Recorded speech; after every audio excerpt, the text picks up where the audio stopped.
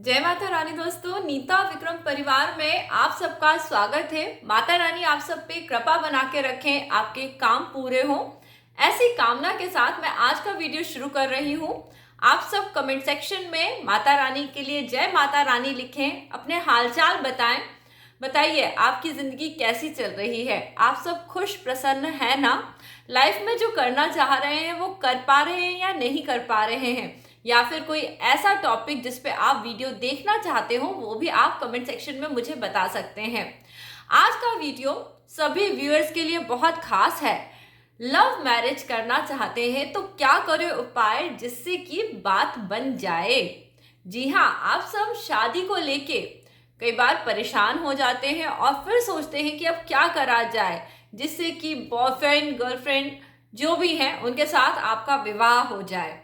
देखिए, boyfriend girlfriend जब तक है तब तक बात अलग है, पर जब बात शादी की आती है तो शादी में पूरे परिवार शामिल होते हैं।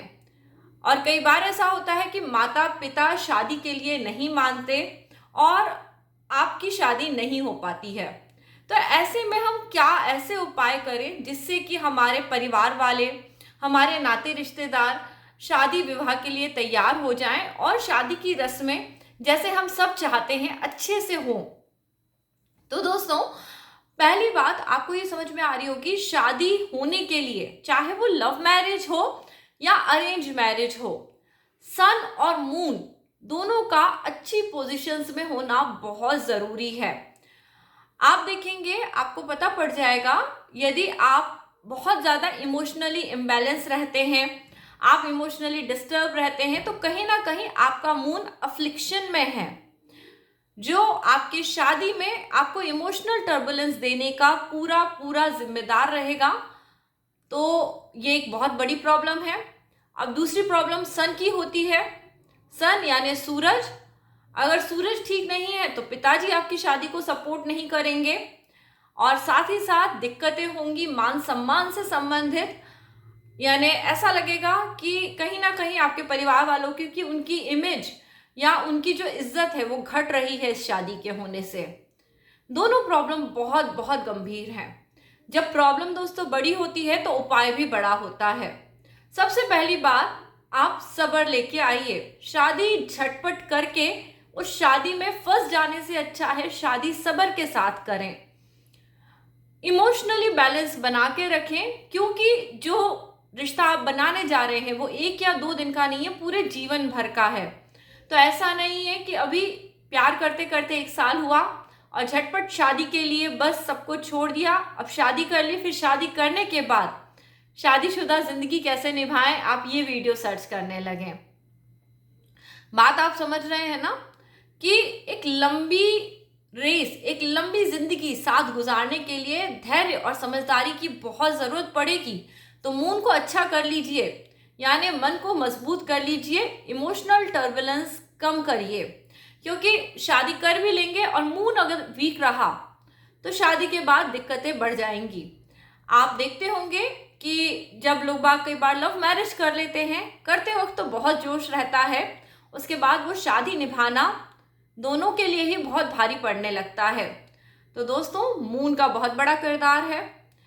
मून ठीक करके रखिए, इमोशनल टर्बुलेंस से बचिए। अब दोस्तों, सन के लिए हम यहाँ पे एक रिप्लेसमेंट ले आते हैं।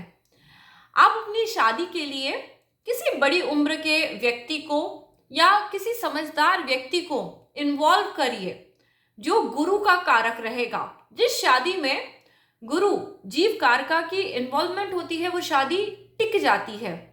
गुरु ग्रह को ऐसा माना जाता है कि जिस पे गुरु की दृष्टि हो जाए वो चीज जीवन पा जाती है। और आप यदि चाहते हैं कि आपकी लव मैरिज हो जाए, लव मैरिज सस्टेन करे, तो किसी ऐसे व्यक्ति को जो गुरु समान हो, वो आपको यदि सपोर्ट कर दे तो आपकी शादी हो भी जाएगी और शादी टिक भी जाएगी। देखिए, ग्रह हमेशा फिजिकल फॉर्म में हमारे आसपास होते हैं और जो हमें ज्ञान देते हैं, जो हमारी नॉलेज बढ़ाते हैं, जो हमें ये बताते हैं क्या सही है क्या गलत है, वो हमारे गुरु होते हैं। तो ये बेसिक सेंस आप भी ढूंढिए अपने आसपास, ऐसा कौन सा व्यक्ति है जो एज अ गुरु आपको सपोर्ट कर रहा है शादी कर लेने के लिए। यदि वो आपको हेल्प करते हैं, वो आपके परिवार वालों को समझाने के लिए तैयार होते हैं, तो हो सकता है आपकी शादी हो भी जाए और शादी टिक भी जाए। दोस्तों, शादी के लिए आप जब अपनी कुंडली से संबंधित बात करते हैं तो मंगल ग्रह बहुत बहुत इंपॉर्टेंट होता है। मांगलिक दोष आप सब ने ही सुना होगा। कुंडली में कई बार क्या होता है, प्यार तो हो जाता है और शादी भी हो जाती है, बट बाद में दिक्कतें आती हैं नेचर के कारण, क्योंकि मंगल को अच्छे से टेस्ट नहीं करा जाता और एक दूसरे के नेचर को, जिसे हम पहले बोलते हैं ना अपोजिट अट्रैक्ट्स, बाद में वही अपोजिट एक साथ नहीं रह पाते हैं। तो दोस्तों, शादी का जो एक पड़ाव होता है वो अपने से दूसरे तक आने का होता है। जब इंसान किसी दूसरे की स्थिति को अपनी स्थिति समझ के वहां एडजस्ट हो जाता है, वहां शादीशुदा जीवन पूर्ण हो जाता है। परंतु यदि मंगल खराब है तो क्या होगा, ईगो क्लैशेस बढ़ जाएंगे। शादी हो भी गई तो आप बहुत फंसा फंसा महसूस करेंगे। कभी भी आपको ये लगेगा कि मुझे विचार व्यक्त करने की आज़ादी नहीं है, मुझे किसी प्रकार का सुख नहीं मिल रहा है, बहुत झगड़ा है, बहुत सफोकेशन फील करेंगे। मंगल यदि खराब हो जाए तो दो व्यक्ति जो शादी के पहले एक दूसरे के साथ जीने मरने की कस्में खाते हैं, वो शादी के बाद एक दूसरे को मार देने के लिए उतारू हो जाते हैं। बहुत बहुत दिक्कत होती है। तो जब भी आप शादी के लिए मन बनाएं, मंगल को अच्छे से परख लें। मंगल को परखने के लिए मैं आपको बहुत छोटा सा सूत्र दे रही हूँ। पहली बात, आप अपनी कुंडली का विश्लेषण कराएं किसी योग्य पंडित से, क्योंकि आजकल तो लोग बाग डराने का काम ज़्यादा करते हैं। ऐसा कोई व्यक्ति आपको मिले जो आपको डराए नहीं, सिर्फ मंगल का विश्लेषण करे कि आप दोनों के मंगल में एक दूसरे को झेलने की कितनी क्षमता है। इस बात का आप विश्लेषण जरूर कर लें। यदि शादी के पहले ही आपको ऐसा लगता है कि अपोजिट व्यक्ति आपको बहुत दबा रहा है, आपके साथ अच्छा व्यवहार नहीं कर रहा, और यदि किसी भी तौर पे फिजिकल फॉर्म में आप लोगों का कभी झगड़ा झंझट होता है, तो ऐसे में मैं लव मैरिज से बचने की सलाह देती हूँ। क्योंकि जब शादी के पहले ही ऐसी परिस्थितियां उत्पन्न हो जाती हैं तो शादी के बाद ये परिस्थितियां कम नहीं होती, बढ़ती जाती हैं। आप लोग बहुत समझदार हैं, आप लोग माफ कर देने में विश्वास रखते हैं और सोचते हैं कि ये व्यक्ति अच्छा जीवन साथी बन जाएगा, पर वास्तविकता बहुत परे होती है।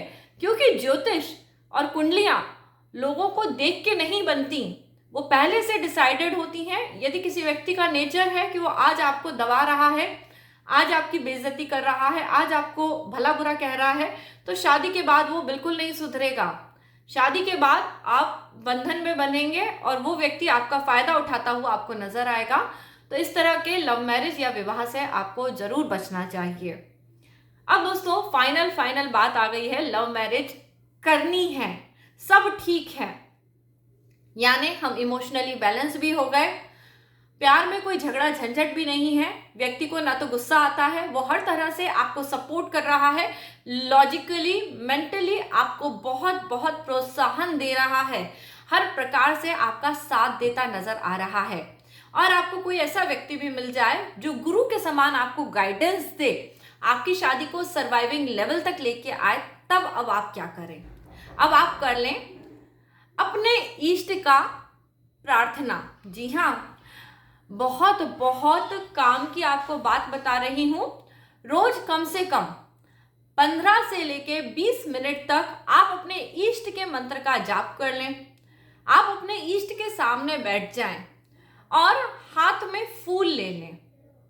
आप अपने हाथ में फूल ले लें और इष्ट से प्रार्थना करें, हे भगवान, जैसे सपोज मेरे इष्ट यदि कृष्ण है तो मैं कृष्ण जी का नाम ले लूंगी, ओम नमो भगवते वासुदेवाय, 20 मिनट जाप करूंगी और जो फूल है मेरे हाथ में, फल है मेरे हाथ में, वो भगवान के चरणों में अर्पित कर दूंगी। अब यदि मेरे इष्ट शिव जी हैं तो मैं ओम नमः शिवाय का जाप करूंगी। इष्ट है ना, आप जब इस मामले में ध्यान देंगे तो आपको इष्ट कैसे समझ में आएंगे कि मेरे इष्ट कौन हैं। आप में से बहुत सारे लोग अब यही सवाल मुझसे पूछेंगे, मेरे इष्ट कौन है? तो सबकी जन्म कुंडली भी नहीं होगी और जन्म कुंडली देख पाना मेरे बस की बात भी नहीं होगी। ऐसे में है ना, एक बचपन से ही इंसान के अंदर ललक भूख होती है कि मुझे ये देव बहुत पसंद आते हैं, देख के ही है ना वो आँखों को प्यारे लगने लगते हैं। जो आँखों को प्यारा लगे उसे उस वक्त के लिए आप अपना इष्ट माने, क्योंकि आप प्यार के प्रवाह में हैं, तो आप अपने इष्ट का वंदन ज़रूर करें। साल भर लग जाएगा पर देखिएगा लव मैरिज हो जाएगी, गारंटी का उपाय है। यहाँ पे जो लोग इस वीडियो को देखेंगे और इन उपायों को करेंगे, आप देखेंगे कि आपकी लव मैरिज पूरे परिवार के साथ अच्छे से बैंड बाजा बारात के साथ हो रही है और लव मैरिज चलेगी भी अच्छी। लव मैरिज हो जाए उसके बाद उसका फल अच्छा निकले, आपका वैवाहिक जीवन सुखी हो, ऐसी कामना आपको करनी चाहिए। कभी भी बहुत ही इमोशनल होके जल्दबाजी में आके ऐसे डिसीजन मत लीजिए। शादी विवाह तो हो जाता है, निभाने के लिए आपको अपनी लाइफ में बहुत कॉम्प्रोमाइज़ करने पड़ते हैं और वो शक्ति आपके इष्ट देते हैं आपको कि आप विवाह बंधन को निभाएं कैसे। वो शक्ति आपके गुरु देते हैं आपको कि आपका विवाह बंधन एक मजबूत फेविकॉल के जोड़ जैसा चलता रहे, जिसमें कोई दरार न पड़े। करके देखिए दोस्तों, 100 नहीं 101% की गारंटी है, लव मैरिज बहुत अच्छी जाएगी। दोस्तों वैलेंटाइन डे आ रहा है, फरवरी का माह है। आप भी अपने वैलेंटाइन के साथ प्रण करिए। जो मैंने आपको बातें बताई हैं उन बातों का आप अपने जीवन में पूरे तरह से ख्याल रखेंगे, जिससे कि आपकी शादीशुदा जिंदगी अच्छी रहे, पति पत्नी के बीच झगड़े ना हो, पति पत्नी की अंडरस्टैंडिंग बहुत अच्छी रहे, पति पत्नी अपने जीवन साथी को समझें। हम हमेशा जब भी शादी के बारे में वीडियोस देखते हैं, बहुत बड़ा एक गैप देखने मिलता है, मेरे पति या पत्नी मुझे समझते नहीं हैं। समझिए, क्योंकि जिसके जीवन में पति पत्नी का एक अच्छा स्थान होता है ना, वो इंसान बहुत तरक्की करता है। आप देखिए बड़े बड़े बिजनेसमैन को देखिए, उनकी वाइफ्स को जब भी आप देखेंगे या उनके बेटर हाफ को जब भी देखेंगे, बहुत सपोर्टिव नज़र आएंगे। जीवन साथी आपकी किस्मत बदल देते हैं। इस बारे में दोस्तों खैर बात बाद में होगी कि जीवन साथी कैसे किस्मत बदलते हैं, क्या होता है क्या नहीं होता है। कुछ ऐसे राज हैं जो आपसे ज़रूर मैं बताना चाहूँगी और आप करेंगे तो आपको फ़ायदा भी बहुत होगा। पर जब पहला पड़ाव है तो पहले पड़ाव पे सजग हो जाइए। सूर्य, चंद्रमा, मंगल, गुरु और आपके इष्ट देव आपकी शादी को एक अच्छे फल के रूप में आपको दें, ऐसी कामना के साथ आज का वीडियो दोस्तों अब यहीं पे विराम लूंगी। वीडियो यदि पसंद आया है, बातें समझ में आई हैं, तो वीडियो को लाइक ज़रूर करें और इसी प्रकार के सब वीडियो देखते रहने के लिए नीता विक्रम चैनल से ज़रूर जुड़े रहें। आप सबको ढेर सारा प्यार और आपका प्यार देने के लिए बहुत सारा धन्यवाद। जय माता रानी।